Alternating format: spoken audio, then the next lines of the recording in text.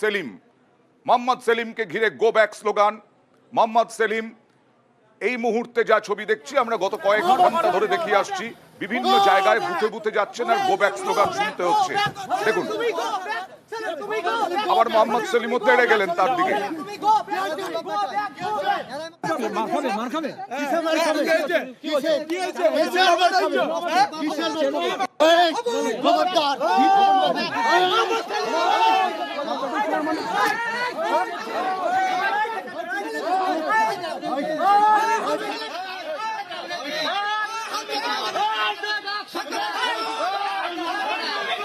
সরাসরি চলে যায়, এই মুহূর্তে রয়েছেন আমার প্রতিনিধি উজ্জ্বল। উজ্জ্বল, কি পরিস্থিতি? সেলিমদাকে এরকম ভাবে ঘুরতে হচ্ছে কেন বুথে বুথে?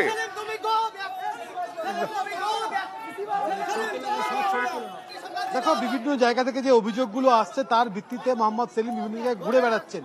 38 নম্বর ওয়ার্ড, সেই 38 নম্বর যে বুথ, সেই বুথের সামনে যখন তিনি যান রানীনগর, সেখানে কিন্তু একটা বিষয় দেখা যায় যে 100 মিটারের মধ্যেই কিন্তু সেই গো ব্যাক স্লোগান উঠতে থাকে এবং জমায়েত থাকে।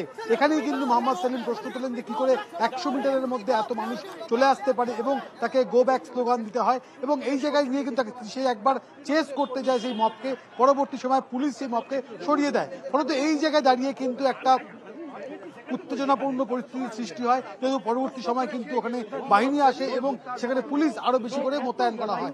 সব মিলিয়ে বলা যেতে পারে ওখানে কিন্তু যখনই মোহাম্মদ সেলিম গিয়েছেন সেখানেই কিন্তু ওই জায়গাতে কিন্তু আমরা দেখতে পেয়েছি যে গো ব্যাক স্লোগান হয়েছে এবং সেটা কিন্তু অনেক সামনেই চলে এসেছিল। আচ্ছা, তারপরে নাকি আবার মোহাম্মদ সেলিম ক্রিকেটও খেললেন।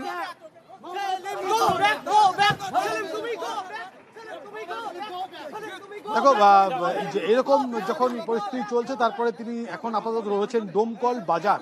সেই ডোমকল বাজারে তিনি রয়েছেন এবং ডোমকল বাজারেও কিন্তু দেখেছি যে একজন বাচ্চা, সেই বাচ্চা তাদের অনুরোধে কিন্তু মোহাম্মদ সেলিম ক্রিকেট খেলেছেন এবং সেই জায়গায় কিন্তু এখন দেখতে পাচ্ছি এখন কিছুটা বিশ্রাম।